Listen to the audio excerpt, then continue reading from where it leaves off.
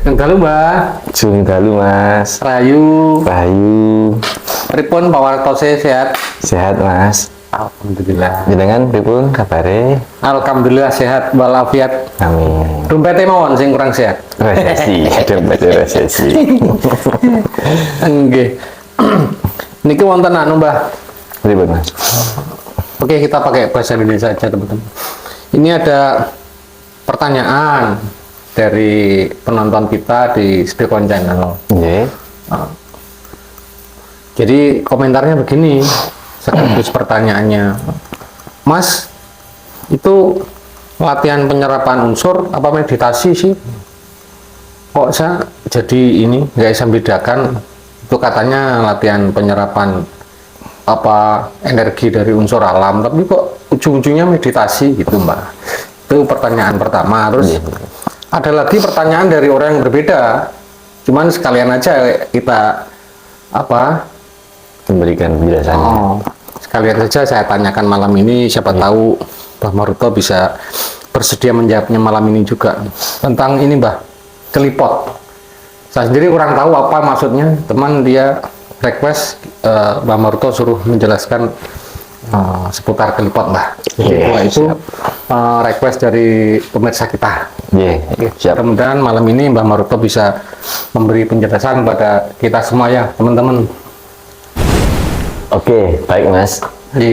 Yang pertanyaan pertama tadi tentang meditasi ya, Mas ya?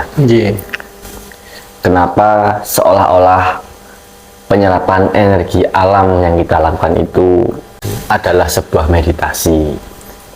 Ini karena salah satu cara untuk menyerap energi alam itu adalah meditasi. Nah, meditasi itu sendiri, Mas, secara garis besar bisa digolongkan menjadi 4 golongan, Mas. Yang pertama, meditasi transenden. Jenis meditasi ini dilakukan dengan cara mengalihkan perhatian dari dunia fisik untuk kemudian bergeser memusatkan pikiran dan perhatian kita menuju suatu objek. Misalnya, objeknya itu sebuah doa atau mantra, atau fokus pada nafas. Dan meditasi ini bertujuan untuk mencapai kesadaran yang lebih tinggi. Yang kedua, meditasi kontemplatif. Meditasi ini adalah jenis meditasi yang melibatkan refleksi dalam pikiran seseorang tentang tema atau konsep tertentu, seperti misalnya kasih sayang, kedamaian, kerendahan hati, kesabaran, kejujuran, keikhlasan, kemerdekaan, dan lain-lain. Itu masuk ke dalam jenis meditasi kontemplatif. Tujuan meditasi yang ini, Mas, adalah untuk membantu seseorang memperdalam pemahaman spiritualnya. Seperti contohnya sugesti pada diri sendiri, inisiasi, merubah pikiran, pola pikir, dan karakter. Itu masuk meditasi golongan ini, Mas. Kemudian yang ketiga, meditasi visualisasi.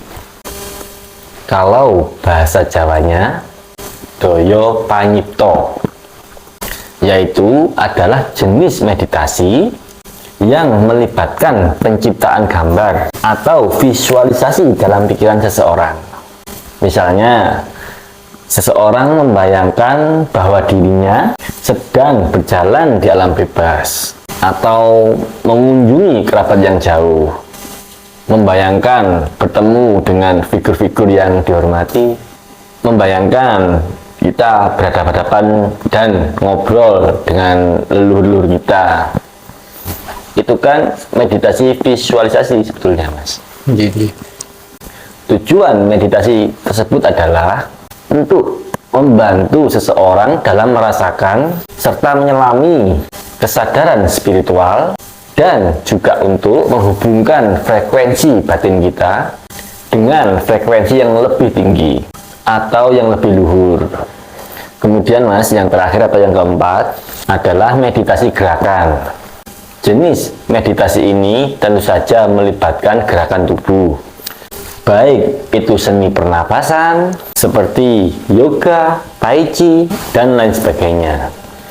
Meditasi gerakan bertujuan untuk membantu seseorang dalam memperkuat koneksi antara pikiran, tubuh, jiwa, dan energi, serta meningkatkan kesehatan kita, Mas.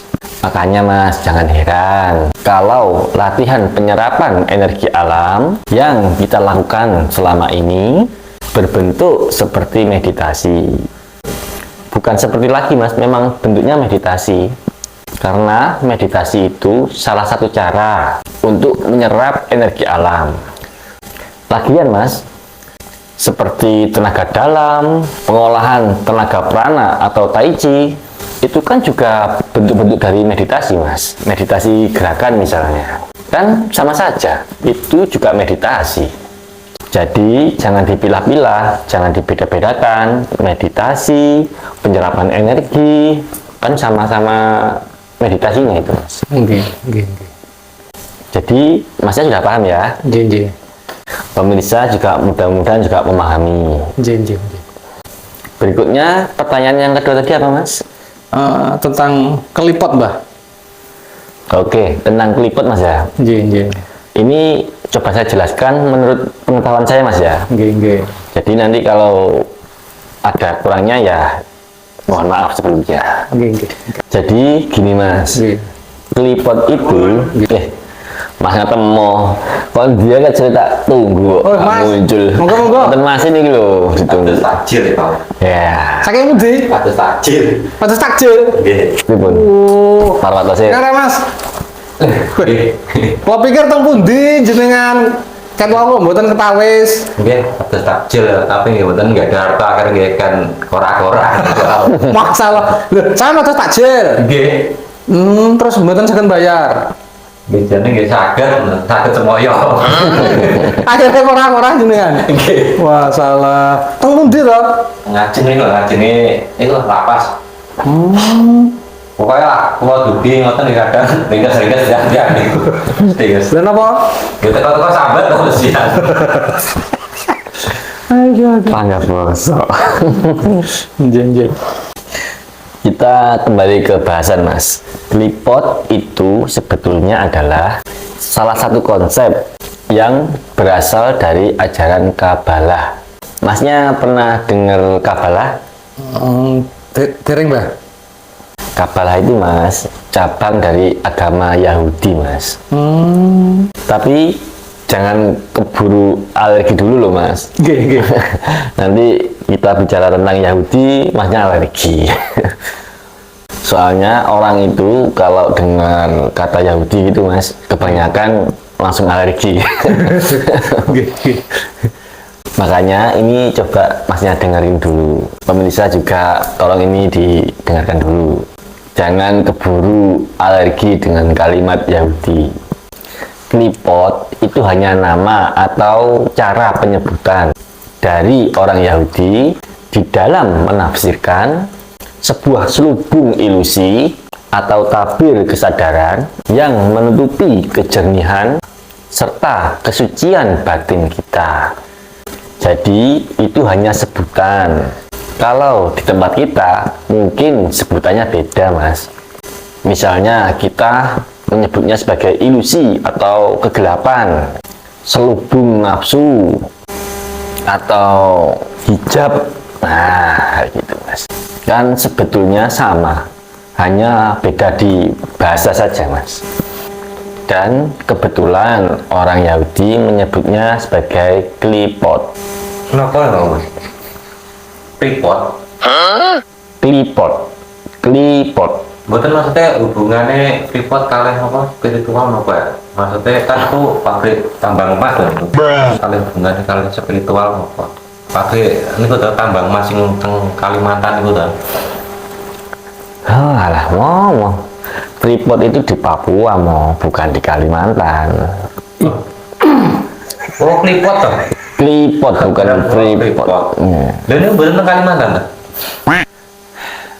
Di Papua, Mon pindah malih to. Gampang pindah lah. Napa-napa niku. Lho ini Kalimantan. Nggih, tinggalkan. Wah, Freeport itu Kalimantan berarti wingi Mas, nggih. Enggak, Kalimantan gitu. Lah niki pindah nang Papua. Mungkin terus Mbak. Beijing pindah malah ke Sulawesi mas. Kan lenturnya Mas Freeport ini mau. Pabrik nopo kaya Mas Gampang beda. Pabrik nopo kaya Mas Gampang beda. Ini tuh.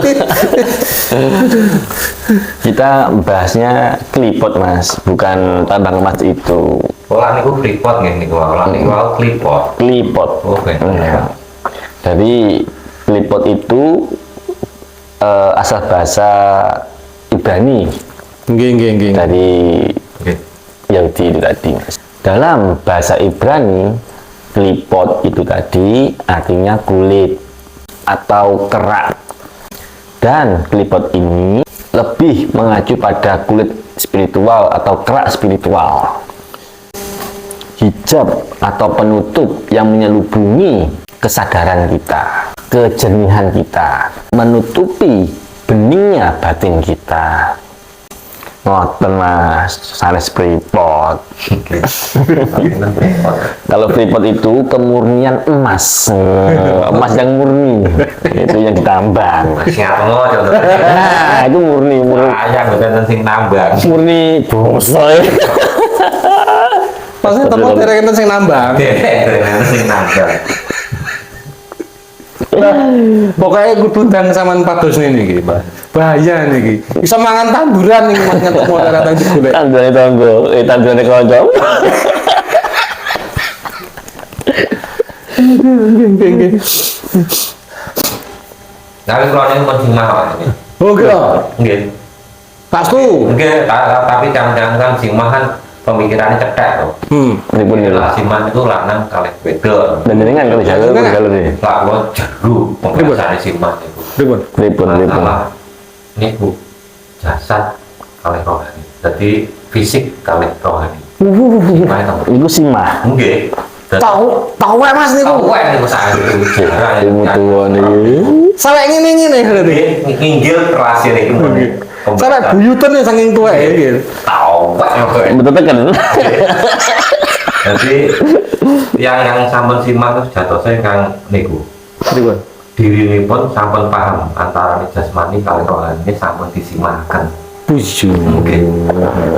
Jadi buatan namung ngopeni jasmani ini mawon, tapi rohani mungkin Nggih, nggih. di anu dari rambut. Oke. Ini biar pemirsa paham juga, berarti maksudnya Mas Ngatemu itu orang yang sudah bisa mengawinkan dua alam dalam dirinya, mengawinkan kepentingan jasmani dan rohani, tidak memilah salah satunya, ngono to Mas? Enggak, niku kayak Wah, misteri. tawon. Nikah sing saestu nih. Wah, ini Mas. Nggih, Mas. Tanpa penghulu. Nggih. Nggih. Loh. Kumpul kebo lah. Kamu nang gajur ini. Oke mas, Mas Antomo, kita kembali ke pembahasannya tadi ya. Jadi, Freeport itu adalah bahasa Ibrani yang digunakan bangsa Yahudi dalam menggambarkan selubung atau tirai atau hijab, Nggih. selubung atau tirai kesadaran. Nggih. Dalam ajaran Kabalah, Mas, Nggih. Freeport dianggap sebagai kekuatan-kekuatan kegelapan yang menghalangi manusia untuk meraih kesadaran spiritual yang lebih tinggi.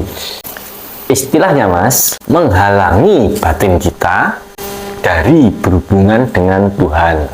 Jadi menjauhkan manusia dengan Tuhan, gitu Mas. Nggih. Makanya Freeport ini penting untuk disingkapkan, Mas. Penting untuk dihindari. Nah itu kan, jangan keburu alergi dulu Mas. Nggih. Esensi dan praktiknya kan sama. Kita juga melakukan itu, melatih menghindari itu kan Mas. Nggih. Semua praktisi spiritual, semua pejalan batin, pengelola rohani pasti berkaitan dengan ini Mas. Mengurusi hal ini dong Mas. Menghindari Freeport ini kan sebetulnya Mas. Salah satu yang diajarkan kan pasti ini Mas. Cuman kebetulan di Yahudi penyebutannya klipot. Cuman itu aja sih mas. Nggih. Beda nama mawon, Mbah. Nggih, beda penyebutan saja. Iya. Secara esensi sama. Nggih. Klipot Mas ketemu sanes kenal pot. Oh, kan terus malih knalpot. Nambah-nambah ya. Roman lah lo salah itu. Lek sampean gak salah rada lucune. Sampean mamam nopo sampean wau? Niku wonten. Ngajenge LP jare. Lho, dadak gundul kali ngokon. Ini kan poso napa? Napa? Poso kok bagus takjil. Mungkin poso. Kajian iki Nggih. yang Nggih lah. Nggih. ngelak ketinggalan. Angel. Oke mas, kembali ke topik. Secara umum, klipot itu dibagi menjadi 3 tingkatan, yaitu klipot ringan, klipot sedang, dan klipot berat. Klipot ringan itu mas, meliputi pikiran-pikiran dan perasaan-perasaan negatif seperti kecemasan, kekhawatiran, dan ketakutan. Itu tadi yang klipot ringan mas. Sekarang kita bahas yang kedua, klipot sedang, meliputi perasaan-perasaan seperti kemarahan, keserakahan, cemburu, iri hati. Nah, itu kekuatannya menengah mas. Kalau yang klipot ringan tadi, menghindarinya juga gampang. Nggih. Kalau yang sudah menengah ini mas, agak sulit. Nggih. Apalagi yang ketiga, klipot berat. Nggih. Untuk yang klipot berat itu mas, atau kelas yang tinggi, meliputi perasaan-perasaan seperti kebencian, kekerasan, kekejaman, nafsu birahi yang tidak terkendali, dan ego. Itu mas, hati-hati mas. Nggih. Maka dari itu mas, sebagaimana dalam tradisi spiritual, dari aliran apapun juga, peristiwa membersihkan diri atau batin ini menjadi faktor utama. Dan klipot menjadi salah satu musuh terbesar mas, bagi kita para pejalan rohani. Nah, kenapa klipot atau selubung ilusi ini penting untuk kita hindari? Itu adalah karena kesadaran merupakan langkah awal dari perbuatan. Nggih. Apa yang ada dalam pikiran kita, apa yang ada dalam perasaan kita, akan mempengaruhi kehendak atau keinginan kita. Dan kemudian kehendak atau keinginan itu akan mempengaruhi tindakan kita, akan mewarnai dunia perbuatan kita. Dunia perbuatan itu ibarat alam akibat mas. Ibarat dia asap, pasti ada apinya. Kalau dia akibat, pasti ada sebabnya mas. Jika dunia tindakan adalah akibat, maka alam sebabnya adalah dunia pikiran, dunia mental, dunia perasaan. Itu sebab akibatnya nanti akan menjadi perbuatan. Maka sekali lagi, klipot ini sangat penting untuk dipahami, dimengerti, dikenali, dan diketahui karakternya, supaya kita manusia bisa mengambil langkah antisipasi, bisa membuat pemetaan atau mapping tentang langkah-langkah apa saja yang diperlukan guna menghindari klipot ini. Mulai dari dunia pikiran, perasaan, dan perbuatan. Nggih, Mbah. Jadi mas, klipot itu dalam ajaran Kabalah atau Kabalistik disebutnya, dia mempunyai kekuatan-kekuatan yang bersifat negatif. Dalam bahasa kita disebut kegelapan atau kuasa gelap. Iya. Kekuatan kegelapan ini akan menghalangi manusia dari mengakses kesadaran murninya, menghalangi manusia dengan Tuhannya. Manusia itu seolah-olah sudah bertemu dengan Tuhan. merasa seolah-olah sudah ketemu, padahal belum. Klipot itu ahli dalam bidang itu. Kuasa gelap itu ahli dalam membuat ilusi seperti itu, Mas. Sebagaimana pembahasan kita yang dahulu, bahwa manusia itu kan sebetulnya murni atau fitrah, Mas. Nggih. Suci. Nggih. Kenapa sekarang menjadi menurun kualitasnya? Ini salah satunya ulah dari si klipot ini tadi, Mas. Ulah dari energi kegelapan yang dihasilkan dari pikiran buruk, niat jahat, perasaan-perasaan negatif, dan tentunya perbuatan-perbuatan negatif dan perbuatan jahat. Istilahnya karma buruk.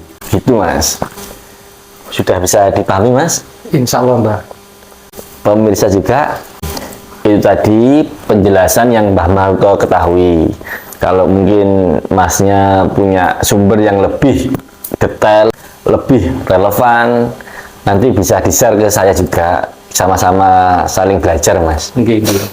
Monggo, kita terbuka. Monggo, kita terbuka. Nggih. Berarti kenapa tahu dong terus nih, Bang? Kenapa tuh, Mas? Klipot loh. Salah ngomong. Oh, klipot. Ya, dia nggak nggoda, Mas, tapi sesuatu kuasa jahat, kuasa apa ya? Ya, penutup.